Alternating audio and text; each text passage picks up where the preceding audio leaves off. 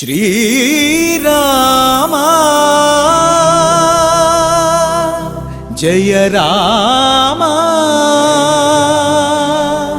रघुराम।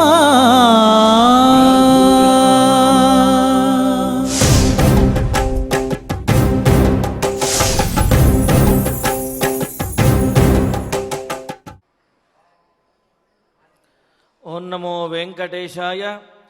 इदं शरीरं श्लसन्धिजर्जरं पतत्यवश्यं परिणामपेशलं किमौषधं पृच्छसि मूढदुर्मते निरामयं రామకథామృతం పిబా। ఈ శరీరంలో అనేకమైనటువంటి రంధ్రములు ఉంటాయి. అదేవిధంగా శిథిలమయ్యే స్వభావం కలిగినటువంటిది ఈ శరీరం. సమయానుకూలంగా అనేకమైనటువంటి మార్పులు కూడా కలుగుతూ ఉంటాయి. అలాంటి ఈ శరీరంలో వచ్చే ఆదివ్యాధుల గురించి అనేకమైనటువంటి ఔషధాలను మనం అడుగుతూ ఉంటాం. కానీ ఈ శరీరంలో వచ్చే శారీరకమైనటువంటి మానసికమైనటువంటి సకల వ్యాధులను అనేకమైనటువంటి సమస్యలను కూడా తొలగించే రామకథామృతాన్ని ఆస్వాదించండి.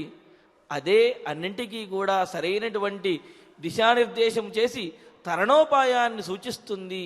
కావున రామచంద్రమూర్తిని ఆశ్రయించండి అని మనకు చక్కగా బోధిస్తూ ఉన్నారు.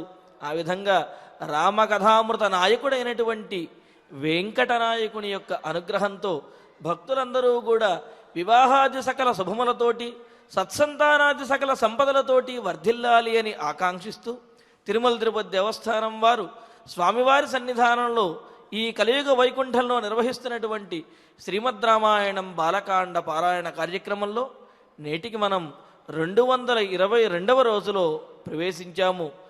ఈనాటి మన బాలకాండ పారాయణ కార్యక్రమాన్ని ప్రారంభించుకుంటూ శ్రీ గురుధ్యానపూర్వకంగా సమష్టిగా సత్సంకల్పం చేసుకుందాము. ఓం నమో వెంకటేశాయ. శ్రీ గురుధ్యానం.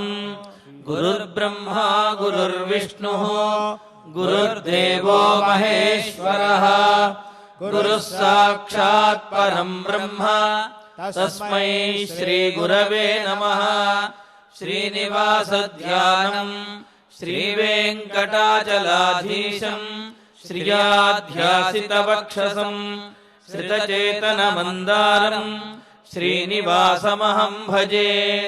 అధ సంకల్పః శ్రీమదాదివరాహ క్షేత్రే విరాజమానస్య శ్రీ పద్మావతీ జానేః అఖిలాండకోటి బ్రహ్మాండ నాయకస్య శ్రీరామచంద్ర రూపాంతరస్య భగవతః శ్రీ వెంకటేశ్వర స్వామినః సన్నిధౌ హనుమ సీతా లక్ష్మణ భరత శత్రుఘ్న పరివార సమేత శ్రీరామచంద్ర పరబ్రహ్మణః పరిపూర్ణానుగ్రహేణ అస్మిన్ భువనే అతిశీఘ్రమేవ విశూచికాక్రిమేః వినాశనార్థం భారతవర్షస్య అభివృద్ధౌ నిమగ్నానాం విద్యా విత్త వాణిజ్య కృషి వైద్య వైజ్ఞానిక దేశ రక్షణాది రంగేషు విద్యమానానాం ఆస్తిక మహాజనానాం సర్వేషాం సకుటుంబానాం ఆయురారోగ్య ఐశ్వర్య సద్బుద్ధి ఇత్యాది సర్వశుభఫల ప్రాప్త్యర్థం తేషాం సర్వతోముఖాభివృద్ధి ద్వారా శ్రీరామరాజ్యస్య పునర్వ్యవస్థాపనార్థం అనూఢానాం శీఘ్రమేవ వివాహ సిద్ధ్యర్థం దంపతీనాం అనుకూల దాంపత్య సిద్ధ్యర్థం సంతానార్థినాం శీఘ్రమేవ సత్సంతాన ప్రాప్త్యర్థం తతః పితృదేవతా ప్రీత్యర్థం గో సంరక్షణార్థం చ సకల సంపత్ప్రదే శ్రీమద్వాల్మీకి రామాయణాంతర్గతే బాలకాండే యథాశక్తి శ్లోక వ్యాఖ్యాన పురస్సరం 31 सर्ग श्लोक पारायणं तथा श्रीमद्योग वासिष्ठे విశూచికా మహామారీ నివారకస్య మహామంత్రస్య పారాయణం శ్రీధన్వంతరి మంత్రపారాయణం చ అన్యోన్య సాహాయ్యేన ఆచార్యముఖేన కరిష్యామహే. శ్రీ వాల్మీకి ప్రార్థనా. వాల్మీకేర్ముని సింహస్య కవితావనచారిణః శృణ్వన్ రామకథానాదం కో న యాతి పరాం గతిం. శ్రీ ఆంజనేయ ప్రార్థనా. యత్ర యత్ర రఘునాథ కీర్తనం తత్ర తత్ర కృతమస్తకాంజలిం బాష్పవారి పరిపూర్ణలోచనం మారుతిం నమత రాక్షసాంతకం. శ్రీరామాయణ ప్రార్థనా. వేద వేద్యే పరే పుంసి జాతే దశరథాత్మజే వేద ప్రాచేతసాదాసీత్ సాక్షాద్ రామాయణాత్మనా. శ్రీరామ ప్రార్థనా. ఆపదామపహర్తారం దాతారం సర్వసంపదాం లోకాభిరామం శ్రీరామం భూయో భూయో నమామ్యహం. శ్రీరామచంద్ర పరబ్రహ్మణే నమః. అథ శ్రీమద్ రామాయణే బాలకాండే 31 సర్గః. శ్రీ గురుభ్యో నమః. శ్రీ వెంకటేశ చరణౌ శరణం ప్రపద్యే. శ్రీరామాయ నమః. మైథిలస్య నరశ్రేష్ఠ జనకస్య భవిష్యతి యజ్ఞః పరమధర్మిష్ఠః తస్య యాస్యామహే వయం. విశ్వామిత్రుల వారు అటు ఇటూత దగ్గరగా చేరినటువంటి రామలక్ష్మణులు, ఆ బ్రహ్మర్షుల పరివారంగా ఉన్నటువంటి ఆ మునికోటి అంత ఒకానొక ప్రాంతంలో ప్రశాంతంగా కూర్చొని ముచ్చటించుకుంటూ అక్కడ ఇతిహాసాల్ని అంతని ఆ విశ్వామిత్రుల వాళ్ళు వర్ణిస్తూ ఉండగా విశ్వామిత్రులు ఎంతో ప్రేమతో ఆ పళ్ళు అవి ఒలిచి రామలక్ష్మణులకు తినిపిస్తూ మాట్లాడుకుంటున్నారట.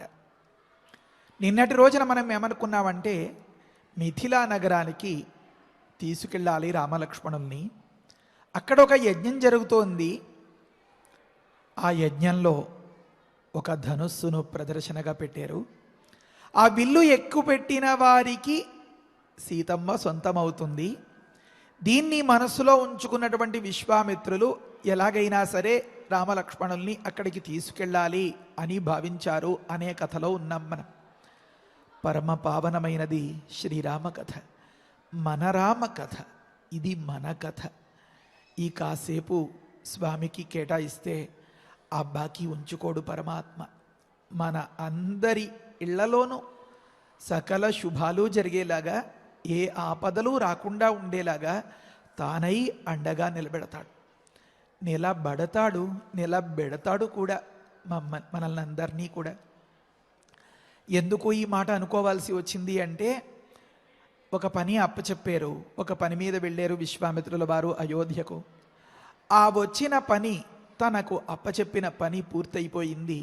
రాముడు సరే గురుగారు నేను ఇంక వెళ్ళొస్తాను అని చెప్పి బయలుదేరేయచ్చు కదా, బయలుదేరలేదు.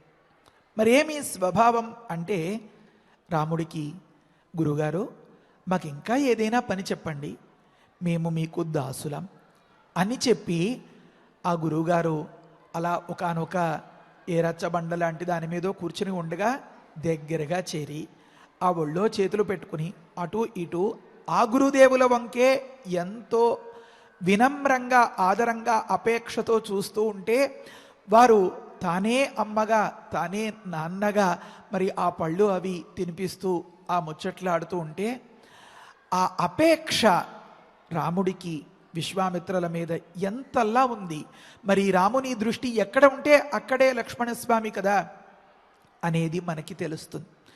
ఇది ఎందువల్ల ఏర్పడింది అంటే, విశ్వామిత్రుల వారు రాముడికి సహస్రనామార్చన చేశారు, ప్రదక్షిణలు చేశారు అని ఎక్కడైనా చదువుకున్నామా మనం? రాముల వారికి 1,00,000 తులసి పూజ చేశారు, లేకపోతే ఇంకా ఏదో యాగాలు చేశారు రాముణ్ణి ఉద్దేశించి, రాముణ్ణి సంతోషపరచడానికి అని అనుకున్నామా? మరి ఎందుకు ఇంత మనమే రాముడు విశ్వామిత్రుణ్ణి విడిచి వెళ్ళిపోతాడు అని మాట వరసకి అందామన్నా కూడా అనుకోలేనంత, ఆ మాటను అనుభవించలేనంతగా అతుక్కుపోయి ఉన్నాము అంటే ఆ రాముడు ఇంకెంత అతుక్కుపోయి ఉంటాడు విశ్వామిత్రుల వారితో? అంతలాగా హత్తుకుపోయి ఉండేలాగా విశ్వామిత్రుల వారు ఏం చేశారు?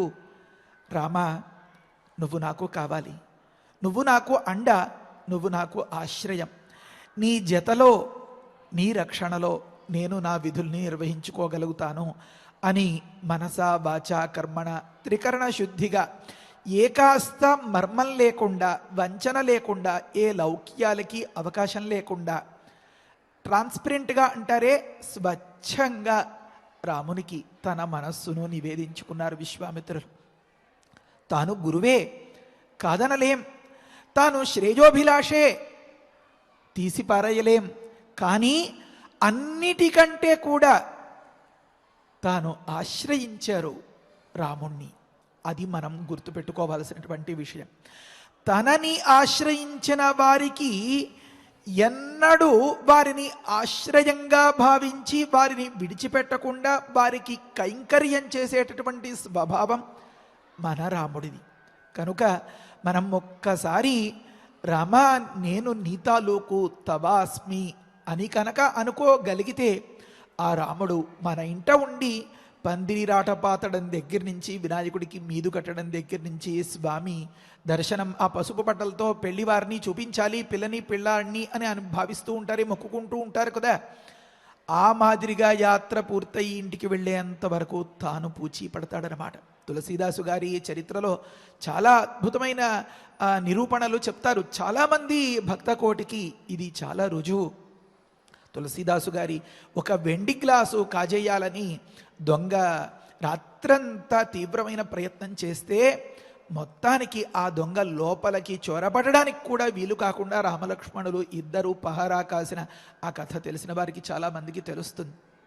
కనుక తెల్లవారి తులసీదాసు గారు ఆ దొంగని ఎదురుపడి అడిగితే, ఏరా ఇక్కడ తచ్చాడుతున్నావు, ఏం పని అంటే, అయ్యా అతడు సహజ స్థితికి వచ్చేస్తాడనమాట. అయ్యా నేను మీ బంగారు ఆ వెండి పాత్రను కాజేయాలని వచ్చాను, కానీ ఎవరో ఇద్దరండి, ఒక ఆయన నీలమేఘ శ్యామ వర్ణంలో ఉన్నాడు, నీలంగా ఒక ఆయన నిమ్మపండులాగా ఉన్నాడు, వాళ్ళిద్దరూ ఈ గుమ్మానికి అటు ఇటు తిరుగుతూనే ఉన్నారండి. నేను వారు ఎప్పుడు తప్పుకుంటారా లోపలికి వద్దామని ప్రయత్నించాను, నా వల్ల కాదు అని చెప్పి ఆ కథ అంతా చెప్తే ఆ లక్షణాన్ని పోల్చుకున్నటువంటి తులసీదాసు గారు, సరే అదొక అద్భుతమైనటువంటి విషయం. ఆ సందర్భంలో రాముడికి మొక్కి లక్ష్మణస్వామికి మనస్సులోనే ప్రార్థన చేసి ఆ రామానుగ్రహాన్ని పొందిన వైనం అదంతా.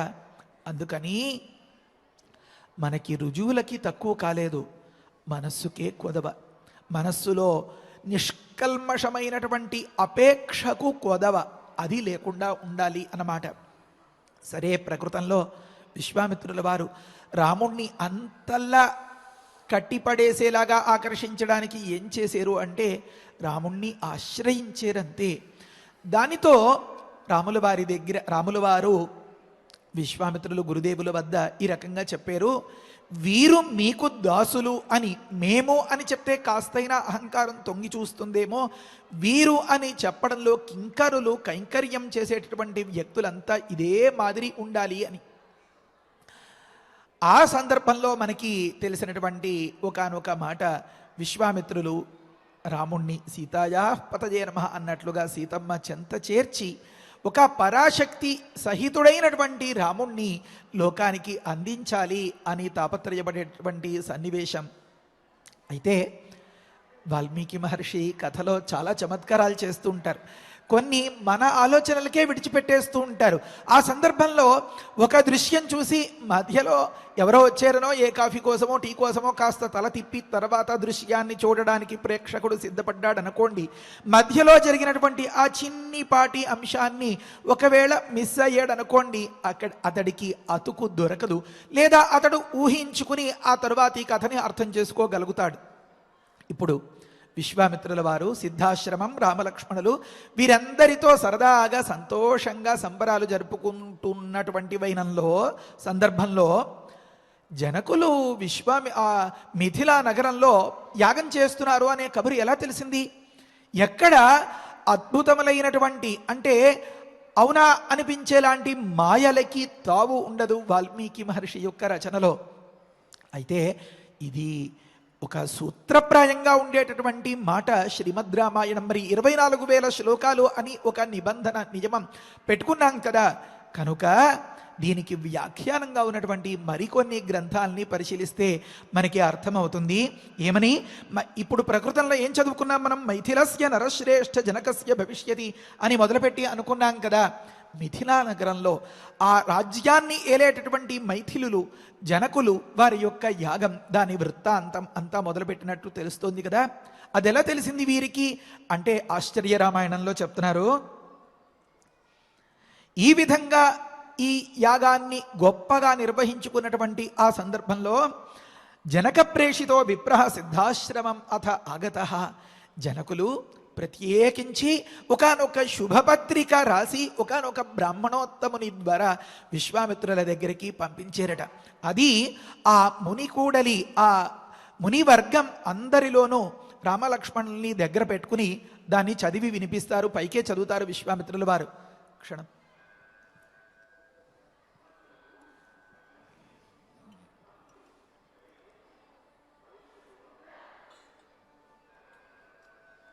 ఆ సందర్భంలో అనగనగనగా ఒకానొక మిథిలా నగరం, అక్కడ ఒక అద్భుతమైనటువంటి యాగం జరుగుతోంది. ఆ యాగం చూడడానికి మీరంతా తరలి రావాలి, ఇది ప్రధానమైనటువంటి అంశం. ఇది విని సరే రామా మనం బయలుదేరాలి ఇంకా అని అంటారనుకోండి విశ్వామిత్రుల వారు. ఎంత కాదన్నా రాచబిడ్డ కదా.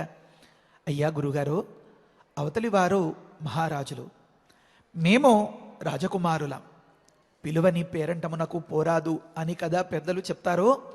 మీరంటే ఒక కార్యక్రమం పూర్తయిన తర్వాత మరొక కార్యక్రమానికి వెళ్ళడం అనేది రివాజు.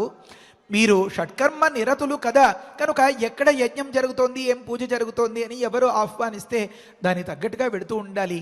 మీరు వెళ్ళిన చోటికల్లా అంటే పురోహితులతో పరిచయం ఉన్నటువంటి యజమాని ఆ పురోహితుడు వెళ్ళిన పెళ్లికల్లా బయలుదేరాడు అనుకోండి, అది ఎంత హాస్యాస్పదంగా ఉంటుంది ఆ అంశం.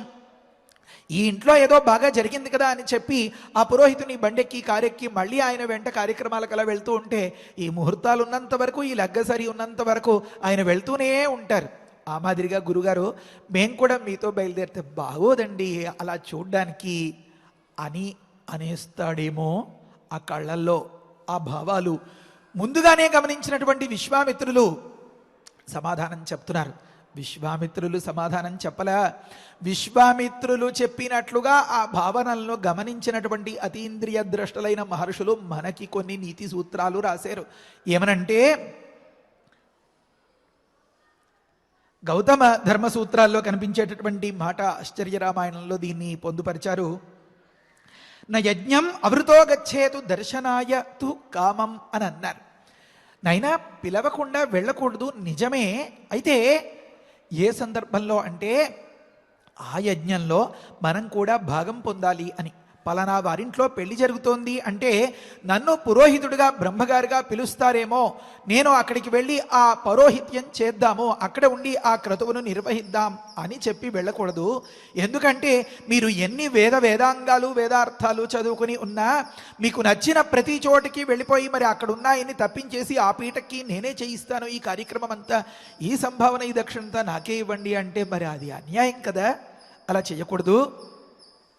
కనుక నా యజ్ఞం అవృత గచ్చేదు, వారు వచ్చి అయ్యా మా కర్తువును మీరు నిర్వహించండి, మీరు ఇక్కడ బ్రహ్మగా ఉండండి, మీరు పురోహితులుగా మాకు దయచేయండి అని ప్రార్థిస్తే తప్ప వెళ్ళకూడదు.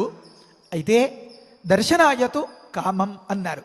దగ్గరలో జరుగుతోంది అంటే చూడడానికి మాత్రం తప్పనకుండా మీ ఇచ్ఛను అనుసరించి వెళ్ళొచ్చు, దానికి అక్కడ ప్రతిబంధకం అడ్డు ఏమీ లేదు అని అన్నారు. దీన్నే స్మృత్యంతరంలో ఇంకొక మంచి మాటతో చెప్తున్నారు. అనాహూత అధ్వరం గచ్చేతు ఆహూత శుభకర్మణి అని. అధ్వరం అనగా యాగం. యాగం చూడ్డానికి, యాగం దగ్గరికి అనాహూతుడైనప్పటికీ వెళ్ళాలి, ఆహ్వానం అందకపోయినా, ఇతడిని పిలవకపోయినా సరే. అంటే అందుకనే చెప్తారు, వేదం కూడా, శృతి ఒక దగ్గర చెప్తుంది ఏమనంటే, ఒకానొక సోమయాగం జరిగేటటువంటి, యజ్ఞయాగాదులు జరిగేటటువంటి ఆ శుభస్థలానికి వెళ్ళి దాని గురించి అందంగా ముచ్చటించుకుని కళ్ళతో ఆనందంగా సంతోషంగా చూసి పరవశించి ఎవరైతే ఆ యజ్ఞ ప్రసాదాన్ని తీసుకుని వస్తారో వారికి సకల లాభాలు కలుగుతాయి అని ఉందన్నమాట.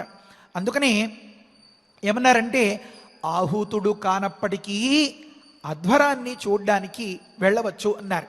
అయితే శుభకార్యాలకి మాత్రం ఆహూత శుభకర్మణి అన్నారు. ఒకానొక పెళ్లికో, పేరెంటానికో, మరో దగ్గరకో, అక్కడ ఏదో పెళ్లి జరుగుతోంది కదా అని చెప్పి మన కారు కాస్త పక్కన పార్కు చేసి వెంటనే వెళ్ళి పెళ్లి పెద్దలాగా వెళ్ళి అక్కడ కూర్చుంటే కదాచిత్ ఒకానొకప్పుడు ఎప్పుడైనా అనాదరానికి గురి కావచ్చేమో. అతి పరిచయాతు అవజ్ఞ అన్నారు కదా, మనం ఎక్కువ చొరవ చూపించినట్లయితే అవమానానికి దారి తీస్తుంది అని. కనుక రామచంద్ర, అధ్వరానికి, యాగానికి పిలువకపోయినా వెళ్ళాలి. ఇది పిలువని పేరంటానికి పోరాదు అనేటటువంటి మాటకు తగని చోటు. అది, ఆ నిషేధాన్ని ఇక్కడ మనం ఆలోచించకూడదు. అది వేరే వాటి విషయంలో ఇక్కడ మాత్రం పిలవకుండానే వెళ్ళాలి అని. ఈ రకంగా ఒకానొక విప్రోత్తముని ద్వారా ఆ యాగమును గూర్చిన శుభపత్రిక అందుకున్నటువంటి విశ్వామిత్రులు, యాగానికి వెళ్ళడం అనేది తప్పు కాదు, ఆహ్వానించలేదు కనుక అవమానింపబడతామేమో అని నువ్వు సందేహించద్దు, మనం అక్కడికి వెళ్ళాలి అని అనుకున్నారు. అయితే పిల్లలు కదండి, మనం ఇళ్లలో అక్కడ గమనిస్తూ ఉంటాం. 4 రోజులు సెలవులు వచ్చాయి, మేము సరదాగా అందరం వెళ్తున్నానరా, అన్నయ్య నువ్వు కూడా రారా అని అందనుకోండి చెల్లి. ఉదాహరణకి, నాకు ఇక్కడ ఫ్రెండ్స్తో అక్కడ చాలా వ్యవహారాలు ఉన్నాయే, నాకు మళ్ళీ దొరకదు ఇంత అవకాశం, నేను ఇక్కడ సంతోషంగా గడపాలి, హాయిగా మీరు అందరూ బయలుదేరి వెళ్ళిపోండి, నేను ఒక్కడిని ఉండి ఇక్కడ సంతోషిస్తాను అని చెప్పే సందర్భాలు వస్తాయి. అప్పుడు తెలివైన వాళ్ళైతే ఏం చేస్తారంటే, ఆ అన్నగారికి ఆ బైక్ రైడింగో, కార్ రేసింగో ఇలాంటివి ఏవైనా కాస్త నచ్చినటువంటి అంశాలు ఉన్నాయి అనుకోండి, ఏదైనా పెంపుడు జంతువుల మీదో, కుక్క పిల్లల మీదో, అన్నయ్య అక్కడ ఒక అద్భుతమైనటువంటి ప్రదర్శన జరుగుతోందట, మనం వెళ్లాల్సినటువంటి పెళ్లికి పక్క వీధిలోనే, లేకపోతే అక్కడికి దగ్గరి ప్రాంతంలోనే, అందులో అద్భుతమైనటువంటి ఆ బైకులు అవన్నీ ప్రదర్శనకి పెడతారట, దాన్ని ఉచితంగా రైడింగ్ నిర్వహించడానికి కూడా అవకాశం ఇస్తారట. అబ్బో అని చెప్పి మొదలుపెట్టింది అనుకోండి, ఇతడు కాస్త ఆలోచనలో పడతాడు. ఇంకా దాని గురించి మరొకసారి కాస్త వర్ణించుకుంటున్నారు అనుకోండి ఇంట్లో వాళ్ళందరూ కూడా, నాన్న నేను ఆలోచిస్తున్నాను, నీ అందరినీ విదిలిపెట్టేసి నేను ఒక్కడిని మాత్రం ఇక్కడ సంతోషంగా ఏముండగలుగుతాను, కనుక నేను కూడా వచ్చేద్దాం అనుకున్నాను, ఈ ఫ్రెండ్స్ గోల ఇదంతా ఎప్పుడు ఉండేదే కదా నాన్న అని చెప్పి సంచి సర్దుకుని ముందు వాడు తయారైపోతాడు. అంటే ఎవరికి దేని మీద మనస్సు సులువుగా లగ్నమవుతుందో, ఎవరిని ఏ రకంగా ఉత్సాహపరిస్తే వెంటనే వారు ఉద్యుక్తులు అవుతారో, విశ్వామిత్రులు మహాలౌక్యులు, వారికి ఎవరైనా ఒకరు చెప్పాలా, అక్కడ వర్ణిస్తారు విశ్వామిత్రులు. రామ, అక్కడ యాగం జరుగుతోంది, యాగాన్ని చూడ్డానికి పిలవకపోయినా సరే వెళ్ళడం అనేది ధర్మం, దగ్గరలో జరుగుతోంది కనుక. అయితే ఒక అద్భుతమైనటువంటి అంశం ఏమంటే, అక్కడ ఒక ధనుస్సు ఉంది రామా, ఆ ధనుస్సును మధ్యలో పట్టుకునేటువంటి చోటు ఉంటుంది రామా, అది సునాభము, నాభి అంటే మధ్య ప్రాంతం అన్నమాట, ఆ నాభి ప్రాంతం ధనుస్సును పట్టుకునేటటువంటి చోటు. అసలు ఒక్కసారి అలా పట్టుకుంటే ఆ ధనుస్సును ఎక్కువ పెడితే ఆహా అని చెప్పి ఈ మాదిరిగా వర్ణించడం మొదలు పెడతారన్నమాట. రామచంద్రమూర్తికి వెంట్రుకలు నిక్కబడుచుకుని ఎలాగైనా సరే ఒక్కసారి దాన్ని మన మాటల్లో టచ్ చేయాలని, అంటే దాన్ని తాకి దాన్ని ఎక్కువ పెట్టి ఆ సునాభం అంటే ఆ అద్భుతం ఏదో, ఆ సంతోషకరమైనటువంటి అంశం ఏదో, ఆ ఆనందాన్ని అనుభవించాలి అని మనస్సులో సంతోషం పరవళ్ళు తొక్కేస్తుందన్నమాట. ఆ సందర్భంలో వీరందరూ కలిసి ఆ మిథిలకు ప్రయాణం అవుతారు. ఆ కథ మనం ఇప్పుడు చదువుకోబోతున్నాం. అయితే ఒక ముఖ్యమైనటువంటి విషయం ఏంటంటే, వాల్మీకి మహర్షి చాలా చమత్కారాలు చేస్తారు. గురువు యొక్క వంశ పరంపర తెలుసుకోవడం చాలా ముఖ్యం. అందుకని ఆ గురు పరంపరని అంతని మధ్యలో బోధిస్తున్నారు. అయితే ఈ బాలకాండ ఈ మిథిలా నగరానికి రామలక్ష్మణులు వెళ్ళడం, విల్లు ఎక్కువ పెట్టడం, సీతాస్వయంవరం, సీతాపరిణయంతో పూర్తయిపోతుంది. అది వచ్చింది అంటే సుమారుగా 76 సర్గలు 77 సర్గలు పూర్తయిపోతాయి అని తాత్పర్యం అన్నమాట. మనం ఇప్పుడు 30 సర్గలు పూర్తి చేసేసుకుని 31లో ఉన్నాం కనుక ఈ మధ్యలో కొంత కథ నడుస్తుంది. మీరు రేపు ఎల్లుండి అవతలెల్లుండి ఇంకా మిథిలకు వెళ్ళలేదా అని తొందరపడితే మాత్రం ఆలస్యం అయిపోతుంది.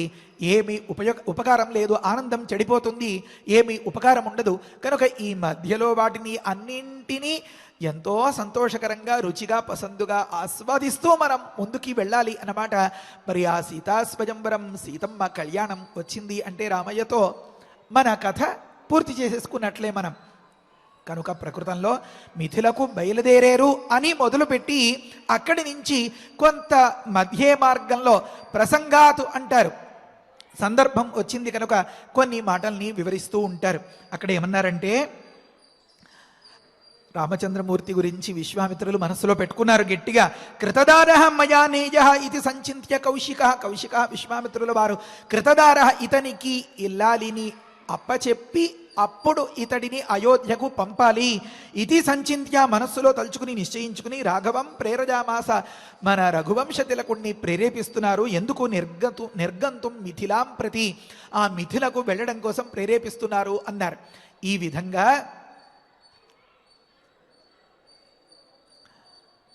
విశ్వామిత్రుల వారు ముందు యజ్ఞాన్ని గురించి కాస్త వర్ణిస్తూ చెప్తున్నారు. ఓ నరశ్రేష్ఠ, ఓ పురుషోత్తమ, మైథిలస్య మిథిలా నగరాన్ని ఏలేటటువంటి జనకులు అనేటటువంటి ఒకానొక మహనీయుల యొక్క పరమ ధర్మిష్ఠ, ధర్మ అస్య అస్తి ధర్మవాన్ అతిశయేన ధర్మవాన్ ధర్మిష్ఠ పరమశ్చాసౌ ధర్మిష్ఠ పరమధర్మిష్ఠ అని అక్కడ వివరం రాస్తారు. అసలు యజ్ఞం అంటేనే ధర్మం. అది ఏకాస్త పూర్వోత్తరాంగాలతో తప్పకుండా విధి విధానంగా శాస్త్రోక్తమైనటువంటి పద్ధతిలో నిర్వహింపబడుతూ ఉంటే అది పరమధర్మిష్టము. అలాంటి యజ్ఞము భవిష్యతి జరగబోతుందిట. తస్య వయం యాస్యామహే అన్నారు. చాలా జాగ్రత్తగా చెప్తున్నారు. మేము అతడి యొక్క యజ్ఞానికి వెళ్ళబోతున్నాము అని అన్నారు. మేము అని ఒక మాట, ఈ సంస్కృతంలో ఉండేటటువంటి చమత్కారమే ఇది. తెలుగులో అయితే విడివిడిగా ఉంటుంది. మేము అనే మాట వేరే, మనము అనే మాట వేరే. మేము అంటే దానిలో ఎవరితో చెప్తున్నారో వారికి సంబంధం లేదు. మనము అంటే అతడితో కలుపుకుని మనమందరం అని అర్థం అన్నమాట. ఇప్పుడు ఇక్కడ విశ్వామిత్రుల వారు ఏమంటున్నారు, మనం అక్కడికి వెళ్ళబోతున్నాం అని అంటే ఏకపక్ష నిర్ణయం అయిపోతుంది. రాముని యొక్క అభిప్రాయం ఏమో తెలియదు కనుక మేమక్కడికి వెళ్ళదలుచుకున్నాం అన్నట్లుగా చెప్పి అంటారు అక్కడ. త్వంచైవ నరశార్దూల సహాస్మాభిర్గమిష్యసి అద్భుతం ధనురత్నంచ తత్ర తద్ద్రష్టుమర్హసి. ఇక్కడ ఉంది ఆశ్చర్యకరమైనటువంటి మంచి అద్భుతమైన కవితా సౌందర్యం, చమత్కారం అంతా. ఓ నరశార్దూలమా, ఓ పురుషోత్తముడా, అస్మాభిస్సహ మాతో కూడా, త్వంచైవ నువ్వు కూడా, గమిష్యసి అక్కడకు చేరగలవు, తత్ర అక్కడ ఆ మిథిలా నగరంలో, తతు సకలలోక ప్రసిద్ధమైన అద్భుతం ఎంతో ఆశ్చర్యకరమైనటువంటి ధనురత్నంచ ద్రష్టుమర్హసి అన్నారు. ఒకానొక రత్నం లాంటి ధనుస్సును కూడా నువ్వు చూడగలుగుతావు అక్కడ అని చెప్పారు. ఇందులో ఏమి చమత్కారం ఉంది అంటే, ఒక యజ్ఞం జరుగుతోంది, ఆ యజ్ఞానికి మేము వెళ్ళవలసి ఉంది, నువ్వు కూడా అక్కడికి చేరుకోవాలి మాతో పాటు అని చెప్పిన సందర్భంలో అక్కడ నువ్వు ధనుస్సును కూడా చూడగలుగుతావు అంటే మరొక దాన్ని కూడా చూడగలుగుతాడు రాముడు అని అర్థం వస్తోంది. దేన్ని అంటే వెంటనే అనేస్తారు అందరూ, యజ్ఞాన్ని కూడా చూడగలుగుతాడు. ఎంత అదృష్టం ఉండాలి ఆ పుణ్యం చూడాలి అంటే. అంతేకాదు, ఇది రామాయణం, వాల్మీకి మహర్షి చెప్పినటువంటి మాట. ఎంతో భక్తితో, ఎంతో కౌశలంతో, యుక్తితో, ఎంతో వ్యుత్పత్తితో, అంటే ఈ పదానికి ఇంత అర్థం, ఈ సందర్భానికి ఇంత భావం అని ఆ తాత్పర్యాల్ని గమనించుకుంటూ చదివితేనే మనకి దాని రుచి పూర్తిగా అందుతుందన్నమాట. మరి ధనురత్నంచ అని చెప్పిన సందర్భంలో మరొక రత్నం కూడా ఉందిట. ఏమా రత్నం? కన్యారత్నం, మన సీతమ్మ వారు. అయితే ఎందుకండి ఇంత డొంక తిరుగుడు వ్యవహారం? సూటిగా, నాయనా నీకు నేను పెళ్లి చేద్దామనుకున్నాను. అక్కడేమో జనకులు స్వయంవరాన్ని ప్రకటించారు. ఈ రకంగా ఆ విల్లు ఎత్తిన వారికి ఆ సీతమ్మను అప్పచెప్తారు. ఆ సీతమ్మ సొంతం అవుతుంది. సూటిగా చెప్పేయచ్చు కదండి అని అడుగుతారేమో. గమనించండి, కొంత వయస్సు వచ్చినటువంటి పిల్లల దగ్గర నాయనా నాకు ఇది కావాలి, నాకు అది కావాలి చేసి పెట్టమంటే చేయగలుగుతారు. అమ్మాయి నాకు ఈ సహాయం చేసి పెట్టు, ఆ సేవ చేసి పెట్టు అంటే ఎంతో సంతోషంగా అంటారు. నీకు మంచి పెళ్లి కొడుకుని చూడమంటావా? మీ నాన్నని పెళ్లి ప్రయత్నాలు చేయమని చెప్పమంటావా? నీకు ఎలాంటి మొగుడు కావాలి అని అడుగుతారనుకోండి పెద్దవాళ్ళు ఎవరైనా ఉండబట్టలేక. చీపో తాతయ్య, అప్పుడే నా పెళ్ళి అని చెప్పి సిగ్గుపడుతూ వెళ్ళిపోతారు తప్ప వారు సిద్ధపడతారా ఈ వ్యవహారాలకి అంతకీ? మరి వారే అంతల్లా ఉంటే మరి మన రామయ్య ఇంకెంత ఒబీడియంట్గా ఉంటాడు, హుందాగా ఉంటాడు. కనుక అసలుకే నేను రానుగాక రాను అనేయచ్చు. అయోధ్య నుంచి బయలుదేరదీయడం అంత పెద్ద కష్టం కాలేదు. కానీ పెళ్లి మాటలు చెప్పినటువంటి ఈ పిల్లాడి దగ్గర కాదు కూడదు అని చెప్పి అడ్డం తిరిగితే ఇక్కడి నుంచి బయలుదేరదీయడం ఇంకా కష్టమైపోతుంది అని చెప్పి రామచంద్రమూర్తి దగ్గర విశ్వామిత్రుల వారు చమత్కారంగా చెప్పి చెప్పనట్లుగా, తెలిసి తెలియనట్లుగా, మనకి మాత్రమే తెలిసేలాగా అన్నట్లుగా చిన్న మాట చెప్తున్నారు.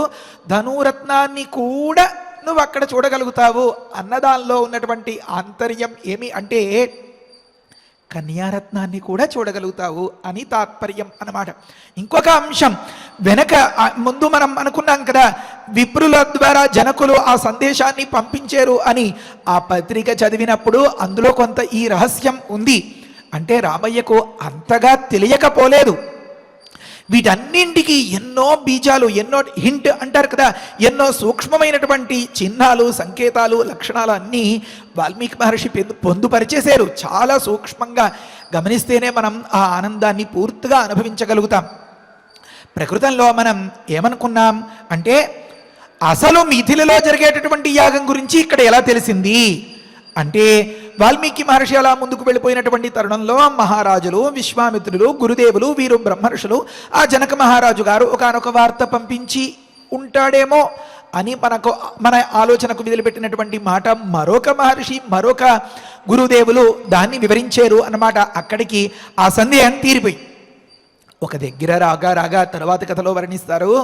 ఆ వింటిని ప్రదర్శించేటటువంటి సందర్భంలో వత్సరామధను పశ్య ఇది రాఘవమబ్రవీతు అన్నట్లుగా ఒక మాట ఉంటుంది అక్కడ. అంతే, వత్సరామ ధనుపశ్య ఇది రాఘవమబ్రవీతు అని ఉంటుంది ఒక మాట. అక్కడ తాత్పర్యం ఏమంటే చాలా అద్భుతంగా వర్ణిస్తారు. సంస్కృతంలో ఉండేటటువంటి మజాయే ఇది. అక్కడ అంటారు, వత్స నైనా రామ, రామచంద్ర, ఇదిగో నువ్వు చూడాలి అనుకుంటూ వీళ్ళూరుతున్నావు కదా, ఆ ధనుస్సు ఇదిగో వాడు పట్టుకొస్తున్నారు, చూపిస్తున్నారు, చూడు అని తాత్పర్యం ఒక అర్థం. వత్స రామ ధను పశ్య విడివిడిగా అర్థం చేసుకుంటే.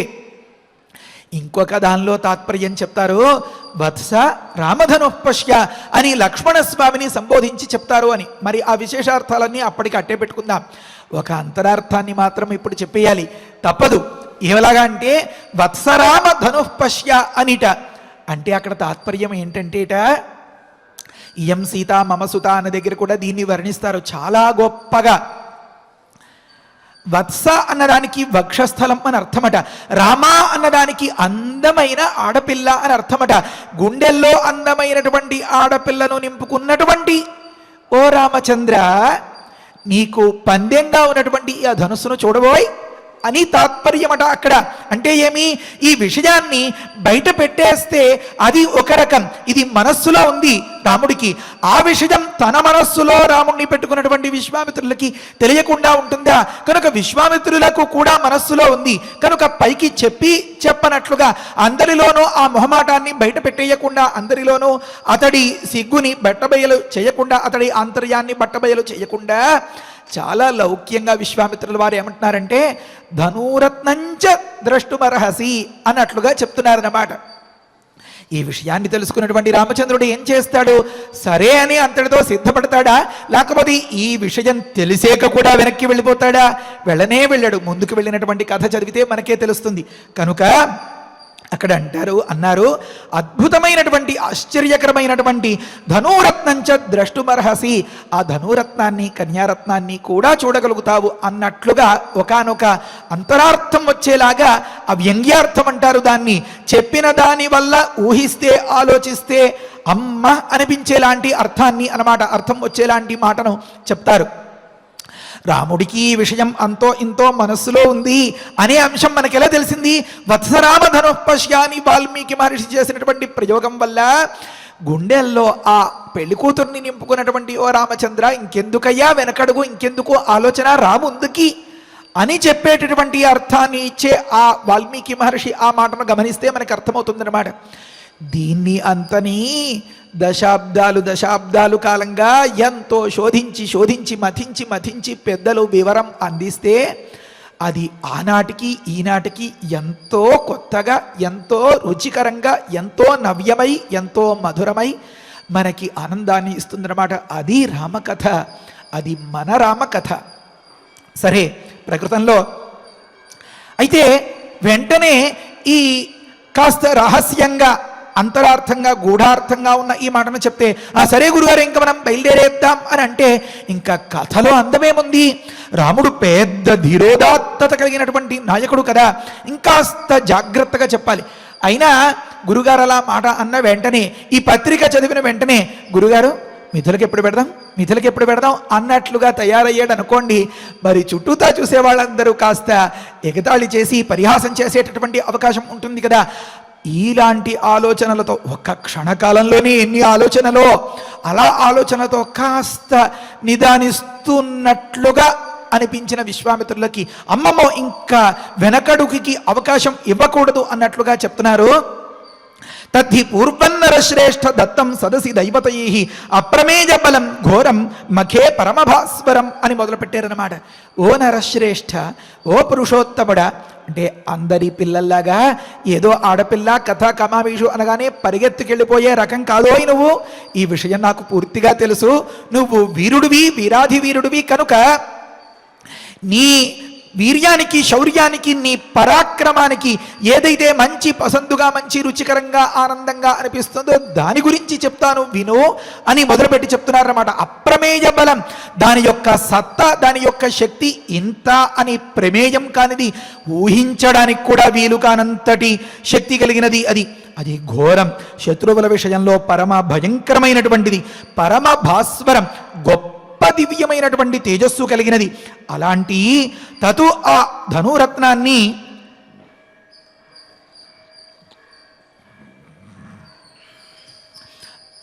ఆ ధనురత్నము పూర్వం వెనకెప్పుడో ఒకానొక సందర్భంలో మఖే ఒకానొక యజ్ఞంలో సదసి దైవతై దత్తం హి అని చెప్తారు. ఈ కథ అంతా ముందర వస్తుంది. దేవరాతుడు అనేటటువంటి ఒకానొకరు జనకుల పూర్వులు, వారు పరమశివుణ్ణి చాలా ఉత్కృష్టంగా గొప్పగా భక్తితో ఆరాధించిన సందర్భంలో దక్షాధ్వరం, దాని తాలూకు విఘాతం, ఆ సందర్భంలో మహేశ్వర చాపం, దాన్ని అంతని దేవతలు ప్రార్థిస్తే ఆ పరమశివుడు ఎంతో అనుగ్రహ దృష్టితో వీరికి ప్రసాదిస్తే తద్వారా ఒకానొకప్పుడు ఎప్పుడో జరిగినటువంటి మఖమందు ఆ సదసి, ఆ మండపంలో దేవతలంతా కూడా ఆ పరమశివుడిని ప్రార్థించి ఆ దేవరాతులు అనేటటువంటి వారికి అప్పచెప్పారు. అంటే నువ్వు చూడబోయేటటువంటి ధనుస్సుకి ఇంతటి పూర్వపు చరిత్ర ఉంది సుమా అని చెప్పడం తాత్పర్యం అన్నమాట. రామ, అయితే ఒక ప్రత్యేకత ఏంటంటే నాస్య దేవాః న గంధర్వాః నాసురాః న చ రాక్షసాః కర్తుమారోపణం శక్తాః న కథంచన మానుషాః. కథంచన అని చదువుకోవాలి ఇక్కడ అని అన్నారన్నమాట. కనుక అస్య, ఈ ధనుస్సు యొక్క ఆరోపణాన్ని, ఆ తాటిని పై కొసకి తగిలించడం, ధనుస్సుకి కింద ఒక అంచు ఉంటుంది, కోటి అంటారు, పైన ఒకటి ఉంటుంది, అది రెండవ కోటి అంటారు. ఈ కోటికి ఎప్పుడు తగిలించే ఉంటుంది. ఆ పై కోటిని దగ్గరగా ఇలా లాగి దానికి తగిలించాలి అన్నమాట. అలా తగిలించగలిగిన వాడు మొగాడు అని తాత్పర్యం. కనుక ఈ ధనుస్సు యొక్క ఆరోపణని చేయడానికి, అంటే ఈ విల్లు యొక్క ఆ తాటిని తగిలించడానికి ఆరోపణం కర్తం దేవతలు కూడా శక్తులు కాలేకపోయారు రామా, గంధర్వులు కూడా శక్తులు కాలేకపోయారు రామా. పోని ఏదో బీభత్సంగా, అడ్డదిడ్డంగా, మొండితనంతో ప్రవర్తించేటటువంటి అసురుల వల్ల కూడా కాలేదు, మరి ఇంకా రాక్షసుల మాట చెప్పేయక్కర్లేదు అన్నారు. వీరందరూ కూడా ఆ జాతుల్లో అవాంతర జాతులు అన్నమాట. అసురులు కొందరు, రాక్షసులు కొందరు. ఈ రకంగా ఆలోచిస్తే ఏ రకంగా ఆలోచించిన గుమిగూడి సముదాయాలుగా గుంపులుగా వచ్చి ఒకరు పట్టుకునేవారు, ఒకరు ఎత్తేవారు, ఒకరు ఈ దారాన్ని తాటిని అందించేవారు. ఒరే పట్టండ్రా నొక్కండ్రా అని వందలాది కొలది మానవులైనా సరే ప్రయత్నించినా వారి వల్ల కాలేదు అని తాత్పర్యం అన్నమాట. అంటే మానవుల వల్ల కూడా కాలేదు అని చెప్పి ఓ పురుషోత్తముడా అంటే మానవుల వల్ల కూడా కాలేదు అంటే వీరిని ఇంత తక్కువ చేస్తారా అని అనిపించి పౌరుషం రాదా? మరి నేను పురుషోత్తముణ్ణి కదా, నా పురుషోత్తమత్వాన్ని నిరూపించుకోవాలి అని అనిపించదా? ఇంతటి మహేశ్వరాస్త్ర శస్త్ర విద్యను కైవసం చేసుకున్నటువంటి రాముడు దేవతలకు కానీ, యక్షులకు కానీ, గంధర్వులకు కానీ ఎవరికీ కూడా లొంగనంతటి గొప్ప శక్తితో ఉన్నటువంటి సందర్భం మరి మనం ఆ గంగా నది ఒడ్డున మంత్రోపదేశం చేసినటువంటి సందర్భంలో మనం గమనించలేదా? కనుక వీరందరి వల్ల కూడా కానటువంటి దానిని నేను నెగ్గి సాధించి చూపించాలి అనేటటువంటి పౌరుషం నెమ్మదిగా రాముడి కళ్ళలో కనిపిస్తోందన్నమాట. ధనుషస్తస్య వీర్యంతు జిజ్ఞాసంతః మహీక్షితః న శేకు ఆరోపయితుం రాజపుత్రాః మహాబలాః అంటారు. ఎంతోమంది రాజపుత్రులు రామ, మేమమ్మా తగుదుమమ్మా, మేము వీరులమమ్మా అనుకుంటూ పెద్ద పెద్ద ప్రగల్భాలు పలికి తొడగొట్టిన వారంతా కూడా అక్కడికి వచ్చి ఓడిపోయి చతికిల పడిపోయారు రామ. కనుక రాజపుత్రులు మహాబలము కలవారు అని లోకంలో అందరి చేత కొనియాడబడేవారు. మహీక్షితులు ఇప్పటికే పట్టాభిషిక్తులై రాజ్యాల్ని ఏలుతూ ఉండేటటువంటి వారంతా కూడా తస్య ధనుషః వీర్యంతు, ఆ ధనుస్సు యొక్క అసలు దాని సత్తా ఎంతో కనిపెడదాం, గమనిద్దాం, దాన్ని ఎక్కుపెట్టడం అనే మాట తర్వాతి మాట అని అనుకుంటున్న వారలై, జిజ్ఞాసంతః తెలుసుకోవాలని కోరుకుంటున్న వారలై, ఆరోపయతుం న శేకు, కనీసం ఇక్కడి తాటిని ఆ పైన తగిలించడానికి కూడా వీలు కాలేకపోయింది రామ. దాన్ని అలా తగిలించి బాగా దాన్ని ఏమంటారు, ఇలా లాగేటప్పటికీ అద్భుతమైనటువంటి ధ్వని వచ్చేలాగా, ధనుష్టంకారం కలిగేలాగా దాన్ని బాణం ఎక్కుపెట్టడానికి తయారుగా సిద్ధం చేయడం అనేటటువంటి దానిని వారు చేయలేకపోయారు రామ. కనుక తద్ధను నరశార్దూల మైథిలస్య మహాత్మనః తత్ర ద్రక్ష్యసి కాకుత్స్థ యజ్ఞంచ అద్భుత దర్శనం అంటారు. ఈ సంగీత వాద్యాలు ఉంటాయి కదా, వీణ లేకపోతే వయోలిన్ అలాంటివి, వారు దాన్ని కాస్త అలా బిగించుకుంటూ ఉంటారు, ఓసారి వేలితో ఇలా అనుకుంటూ ఉంటారు. వీరికి కావాల్సినటువంటి ధ్వని దాని నుంచి వచ్చేంత వరకు, ఆ స్వరం పలికేంత వరకు దాన్ని బిగిస్తారన్నమాట. ఆ రకంగా సరైనటువంటి నేర్పరితనం ఉన్నటువంటి విలుకాడు అతడికి తగినటువంటి తీరుగా ఆ తాడు బిగుసునేంత వరకు కింద కాలితో తొక్కిపెట్టి ఆ పై ధనుష్కోటిని గట్టిగా లాగి బిగతీసి కడతాడనమాట. అప్పుడు దాన్ని పరీక్షించుకోవడం కోసం ఒక్కసారి ఇలా లాగుతాడనమాట. దానికే ధనుష్టంకారం అని పేరు. అలా లాగితే సునాభం అని పేరు కలిగినటువంటి ఆ మధ్యస్థానాన్ని అలా పట్టుకుని ఆ తాడులాగా ఆ వింటి నారిని లాగి ధనుస్సును భోగించినటువంటి ఆ సందర్భం మరి క్షత్రియ కుమారులందరికీ కూడా ఎంతటి పారవశ్యాన్ని ఇస్తుంది. కానీ అందరూ కూడా బోర్లా పడిపోయారు రామా. కనుక ఓ నరశార్దూల, ఓ పురుషోత్తముడా, ఓ కాకుత్స్థ, నీ వల్ల కాని పని అంటూ లేదు కదా. తత్ర ఆయాగంలో మహాత్మనః మైథిలస్య పరమ పూజ్యుడైనటువంటి ఆ జనక మహారాజు గారి యొక్క తత్ ధను, ఆ ధనుస్సును, అది ఎటువంటిది, అద్భుత దర్శనం అయినటువంటిది, అసలు చూస్తేనే చాలు జన్మ చరితార్థమైపోతుంది అనిపించేలాంటి ఆ ధనుస్సును యజ్ఞం చ, ఇక్కడ కూడా చెప్పారు చ, యజ్ఞాన్ని కూడా, అంటే ఆ విల్లతో పాటు పిల్లని కూడా ద్రక్ష్యసి, చూడగలుగుతావు అని అన్నారన్నమాట. తద్ధి యజ్ఞఫలంతేన మైథిలేన ఉత్తమంధను యాచితం నరశార్దూల సునాభం సర్వదైవతై అన్నారు. ఓ పురుషోత్తముడా, ఆ మైథిలిని చేత సునాభం అనేటటువంటి నాభిస్థానము సుశోభనంగా ఉండేటటువంటి ఆ ధనుస్సు, ఉత్తమమైనటువంటి తత్ ధను యజ్ఞఫలం సర్వదేవతై యాచితం హి, ఒకానొక యజ్ఞంతో ఆ పరమేశ్వరుని ఆరాధించగా ఆ యజ్ఞానికి ప్రసాదంగా ఫలితంగా దేవతలందరూ కలిసి ప్రార్థిస్తే అంతటి అద్భుతమైనటువంటి శక్తివంతమైనటువంటి వస్తువు తన దగ్గర పెట్టుకుంటేనే చాలు తన దేశమంతా సుభిక్షంగా ఉంటుంది అని అంతటి మహిమకు ఆశ్రయమైనటువంటి ఆ విల్లుని ఆ మహారాజులు ప్రార్థించి ఇంట పెట్టుకుని నిత్యం పూజలు అందిస్తున్నారు దానికి. కనుక సకల దేవతలు ఎంతో ప్రసన్నం చేసుకున్నటువంటి తరుణంలో ఆ పరమశివానుగ్రహానికి ప్రతినిధిగా ఆ ధనుస్సు సమర్పించబడింది. కనుక అది చాలా విలువైనది. దానిని చూడడం నీకు ఎంతో సంతోషకరం. దాని వెంట నీకు నాకు కూడా సంతోషకరమయ్యేటటువంటి అంశం ఉంది అనేటటువంటి చెప్పకనే చెప్పిన ఆ విశ్వామిత్ర యొక్క ఆ ఉపదేశ వైఖరి మనల్ని అందరినీ కూడా అనుగ్రహించి రక్షించుగాక. హరజే నమః. స్వస్తి. పారాయణ చేసుకుందాము. మైథిలస్య నరశ్రేష్ఠ జనకస్య భవిష్యతి యజ్ఞః పరమధర్మిష్ఠః తస్య యాస్యామహే వయం త్వంచైవ నరశార్దూల సహాస్మాభిః గమిష్యసి అద్భుతం ధనురత్నం చ తత్ర తత్ ద్రష్టుమర్హసి తద్ధి పూర్వం నరశ్రేష్ఠ దత్తం సదసి దైవతైః అప్రమేయ బలం ఘోరం మఖే పరమభాస్వరం నాస్య దేవాః న గంధర్వాః నాసురాః న చ రాక్షసాః కర్తుమారోపణం శక్తాః న కథంచన మానుషాః ధనుషస్తస్య వీర్యంతు జిజ్ఞాసంతః మహీక్షితః నశేకుః ఆరోపయితుం రాజపుత్రాః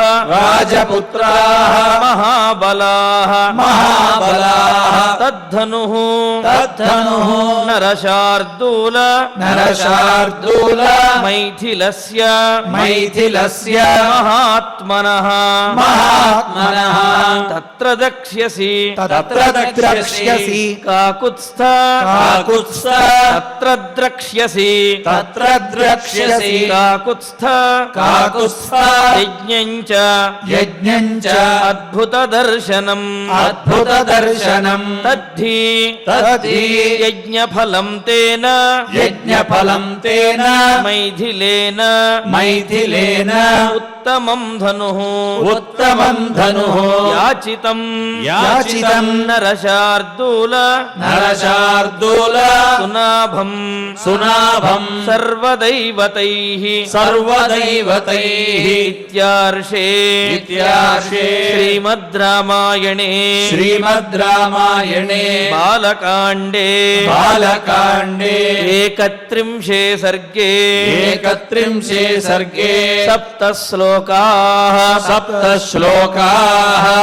రమణీయమైనటువంటి రామాయణ ప్రవచనంలో ఈనాడు విశ్వామిత్ర మహర్షి అదేవిధంగా ఆ మిగతా మహర్షులందరూ కూడా జనక మహారాజు చేసే యజ్ఞానికి వెళ్ళదలుచుకున్నటువంటి విషయాన్ని, ఆ యజ్ఞానికి రామచంద్రమూర్తి కూడా రావలసినటువంటి విషయాన్ని కూడా చక్కగా తెలియజేశారు.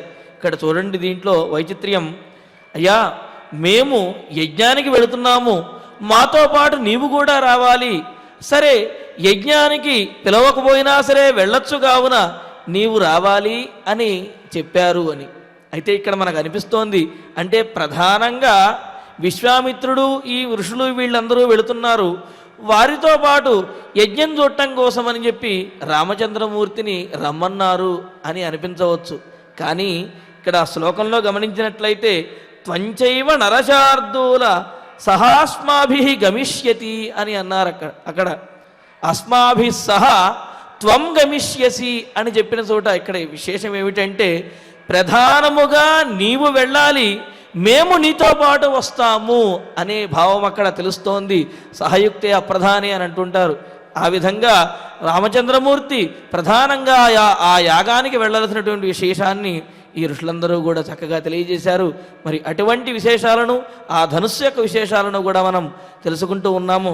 ఇక ఇప్పుడు ఫలశ్రుతి నుండి మంగళాంతం వరకు పారాయణ చేసుకుంటూ ఈనాడు సమయానుసారంగా ఫలశ్రుతి అదేవిధంగా ధన్వంతరి ధ్యానాన్ని పఠిద్దాము మనందరము కలిసి.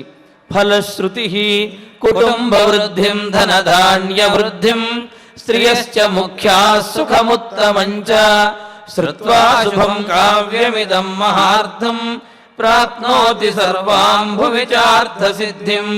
శ్రీరామచంద్ర పరబ్రహ్మణే నమః. అథ ధన్వంతరి ధ్యానం.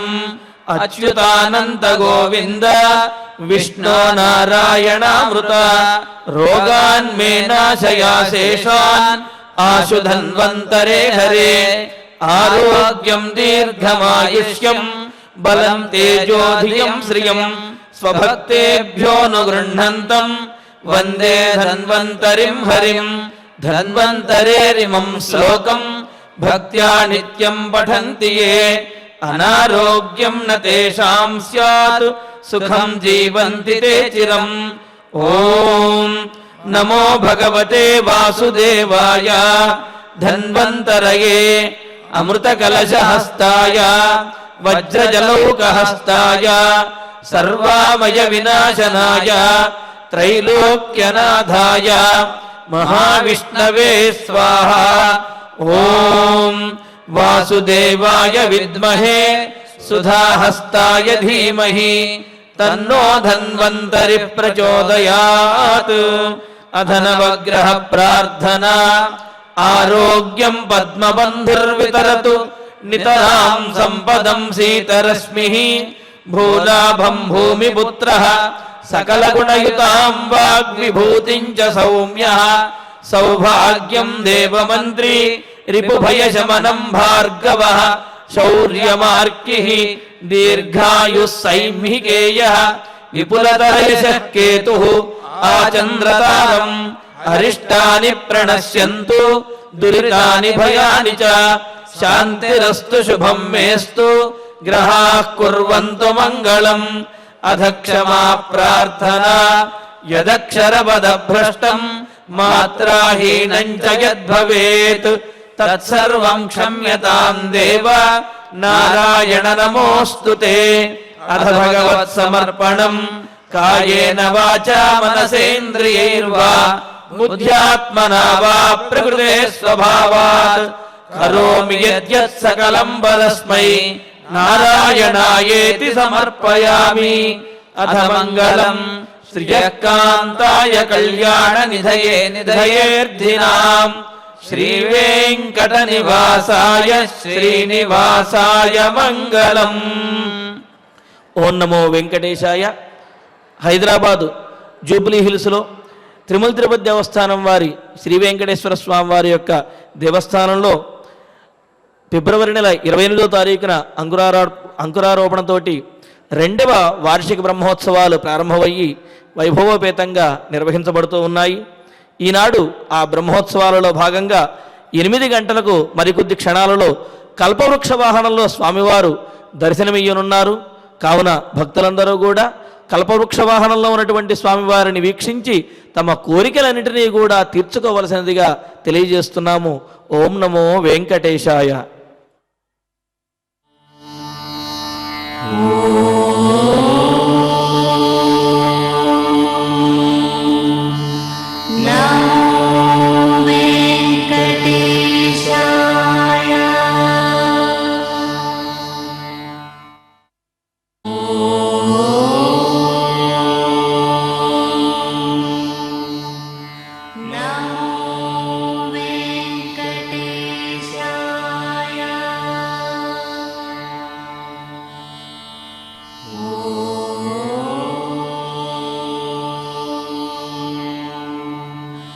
नमो वेङ्कटेशाय